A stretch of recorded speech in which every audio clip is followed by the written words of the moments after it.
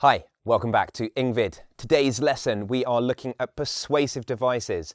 Such a useful skill for so many different things in life. Maybe it's at work, maybe it's doing a presentation at work, maybe you're persuading a friend of a point of view. This lesson could come in handy whoever you are. We're looking at 12 persuasive devices. Today's situation, so I'm flying to India on Saturday and I want to get an upgrade from normal economy class up to first class. So let's see how we can use these persuasive techniques to achieve that goal.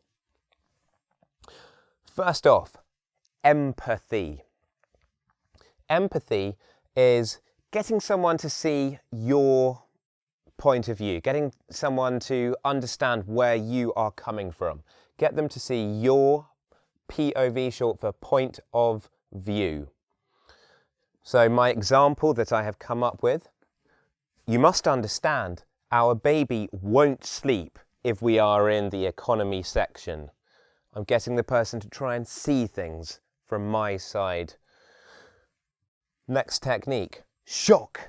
Suddenly get their attention, surprise them. He's smashing the door, he's going to go mental, he's going to cause chaos, there will be a crash, we will all die. Okay, surprise them.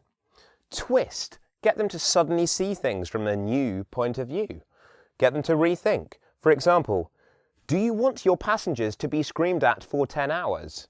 Okay, flip it over. Emotive, so we can see in here the root emotion. This is obviously going to be about feeling, okay? Get them to feel sorry for you. Sell a bit of a sob story. Use those emotive words, those feelings that have strong emotions, okay? Get them to feel sorry for you. My tired, sleep-deprived family. Okay, so I'm laying on the description to try and get them to feel sorry. It kind of leads into this next point of get them to feel guilty if they don't help. I'm just asking for a chance of calming this baby down. Okay, so poor old me, just asking for a little bit of help. Okay, so we're getting them on our side, maybe shock, maybe twisting it around and then really laying on the emotion so they're really understanding this point. I'm not saying that all of these persuasive devices have equal merit. Okay, there are some that are better to use. There are some you use more in an extreme situation.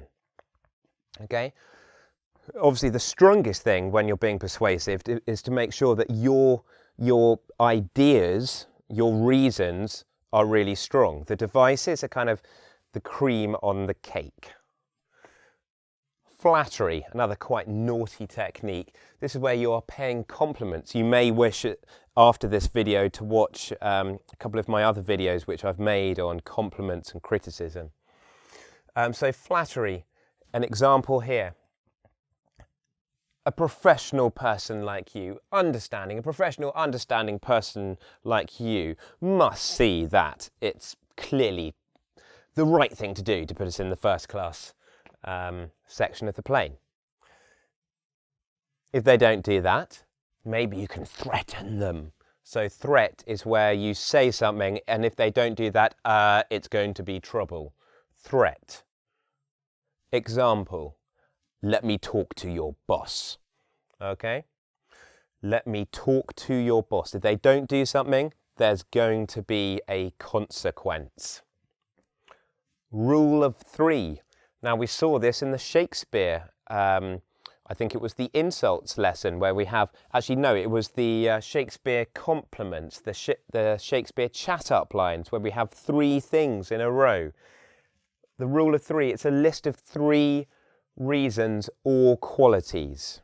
Okay, I don't just say once, I say it twice and then 3 times. I came, I saw, I conquered. Or the French motto, equality, liberty, fraternity. But in French, obviously.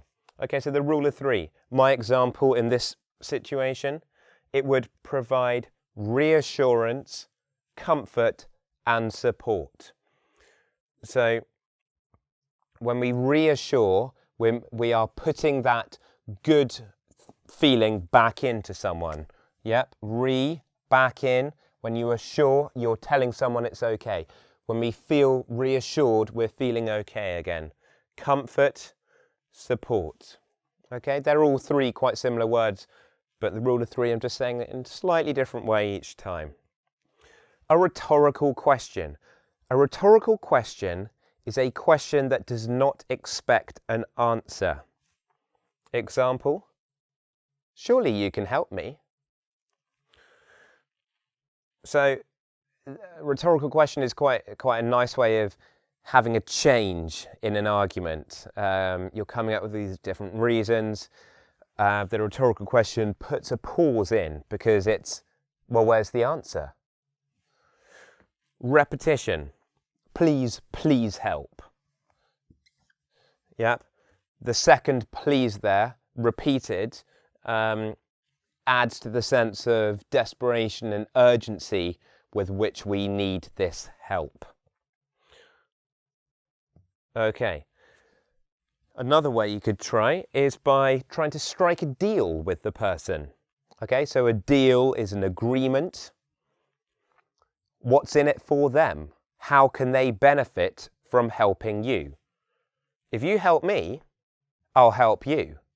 If you help me, I'll help you get a promotion by writing a fantastic report saying you are Employee of the Month. Or why not use some facts and statistics? Okay, so a baby needs to sleep every 6 hours. If I just have him sat on my lap, he's not going to sleep. Therefore, there will be pain. Therefore, the other customers, passengers will be upset, inconvenienced. Therefore, I think that if we find a more comfortable place for him, okay, so I'm using reasons to help with my argument. I'll let you know how this goes on Saturday when I try this out. But it'd be great if you tried these persuasive techniques out yourself. So think of an example. Who do you need to persuade at the moment? What's a situation in which you could try to change things, take things into your own hands? Will you get people to understand your point of view? Can you shock them? Have some fun with that. How can you twist things round? How can you get someone to suddenly go, oh yeah, I hadn't thought of that? Can you use words that get people feeling your story? Words like hunger, desperation, sadness, urgently. Okay, lots of adverbs have emotive qualities.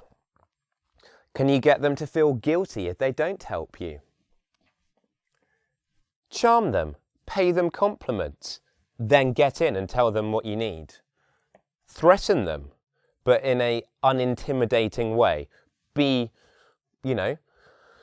forceful without being confrontational. Okay, we don't want to fight here.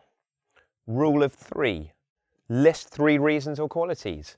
Ask that question. Really make them think. Use repetition to really put your point across. Can you strike a deal? Can you think of any facts or statistics that would help with your argument? I do hope that has been helpful for you. Why not try the quiz now to really ingrain this knowledge so that you can use it in your everyday life? Thanks for watching. Remember to subscribe and I'll see you in the next video.